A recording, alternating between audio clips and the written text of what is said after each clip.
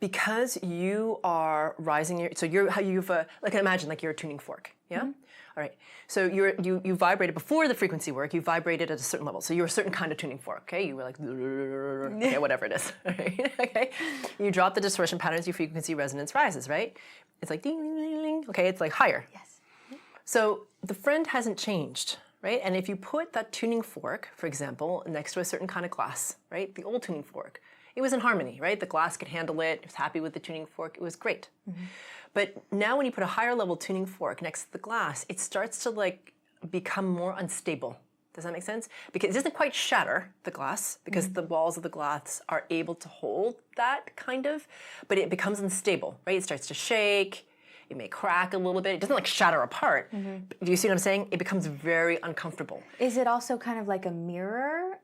Or is that a whole different thing? Like, you know how if your frequency resonance is higher, you just by standing there can almost become a mirror for someone else. Also. So they see their own stuff more? Yes. And that's uncomfortable, hence the trigger. Yes. Possibly. Right? Yep. So it's either analogy works. Okay, okay. And either way, you are agitating their distortion patterns. Not deliberately, it's not you're getting in there and doing something. Right. But just being the clair that you are makes the person, what it is, okay, sorry, just to be clear, they're aware more of their distortion patterns. That's really what it is, okay? So it's not like you wander around, like most people don't wander around being like, oh, I wonder how my distortion patterns are affecting me. It's not like they wander around thinking that, right? They're unconscious, they're not thinking, they're not aware. But all of a sudden now, when you enter their field, they can do one of two things. The distortion patterns get louder to them because they perceive them more, because they're in the clarity of your resonance. Make sense? They can buoy up a little bit, so they sense the heaviness of their own distortion patterns more. That's good. That's what it is. Because I've seen this too, where people, you said buoy? Yeah, buoy up a little bit. Buoy up a little bit, yeah. So when they're around you, it's like they become a little more into their higher self. Yes, exactly. But when they leave you, they're back to the old, and then the distortions are clearer. Yeah. So they don't like it. Yes. They're just like, yuck. But it's not you. No. It's they're aware of their distortions when before they were blissfully unaware. Okay? Yeah. All right. So that can happen. So just know that if you're agitating someone, okay, without actually doing anything to agitate them deliberately, that is often what can be happening.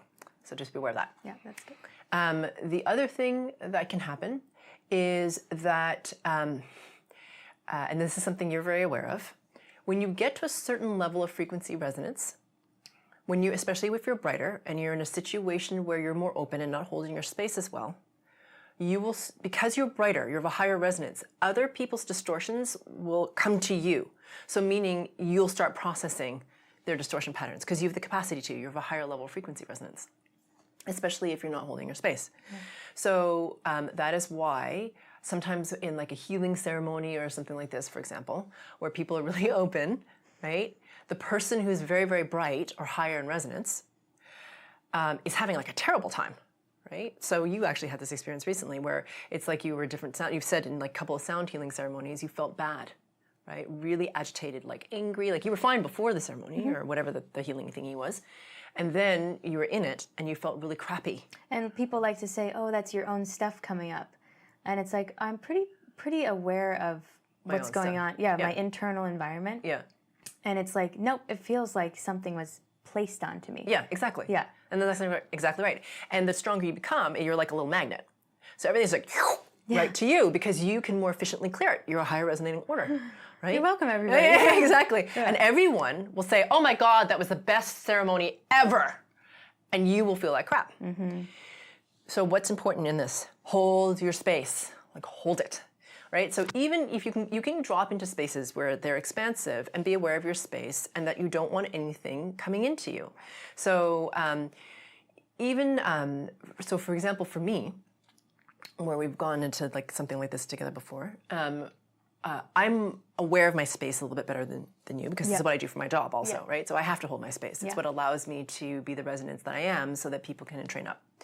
And so it's important that I hold my space in order to hold my neutrality and a higher level order.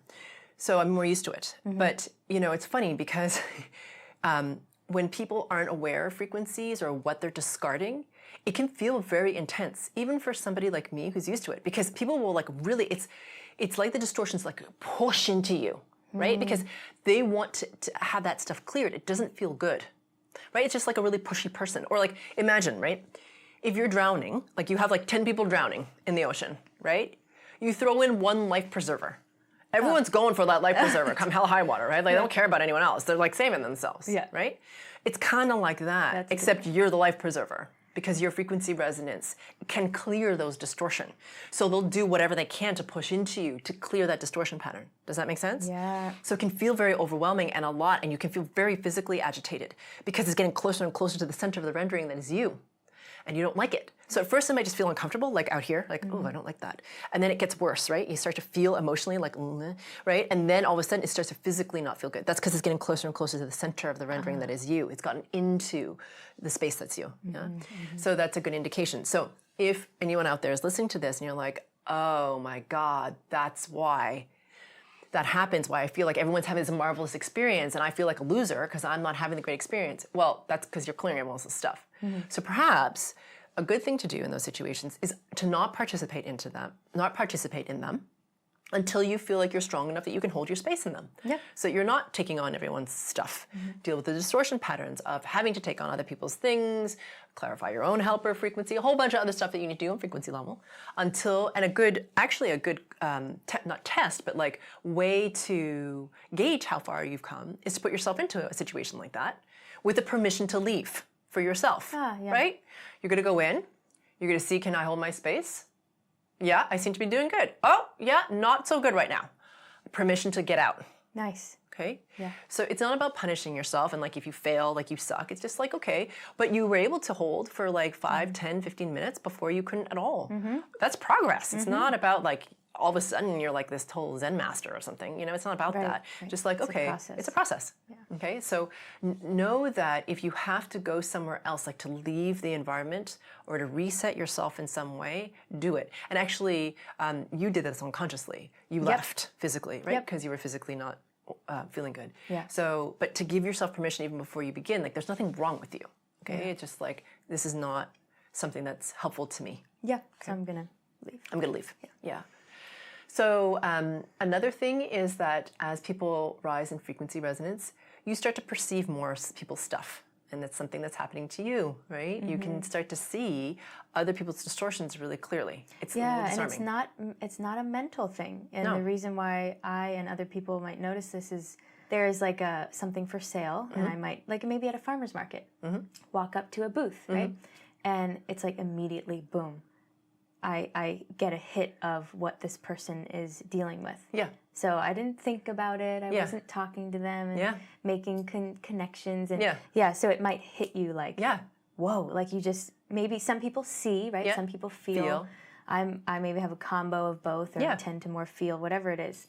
You notice it's not from the mind. It's kind of like true. Yeah, it'd be, when that first started happening for me, Chris and I would be running in the park, in Golden Gate Park in San Francisco.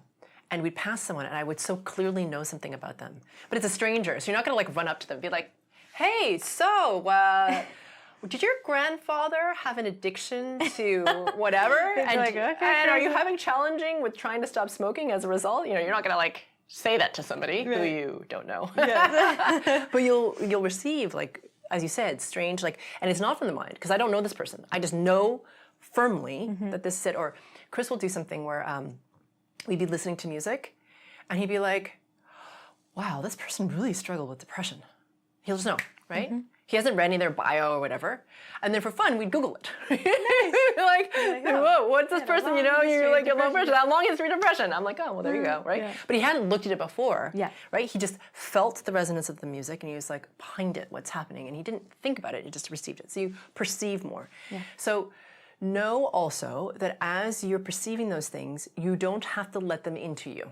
You're perceiving them, and they stay outside the sphere of your spirit body, right? Which is at arm's length all around you. Yes. Okay? You don't need to mesh with them. You don't need to clear them. It's not your job. If you notice them, great. But please do not pull them into your spirit body. Not particularly helpful, especially if you're not of a high enough resonance to clear yourself. Okay? Because then, you know, you're just heavier, and you got to work harder to get rid of the distortion pattern.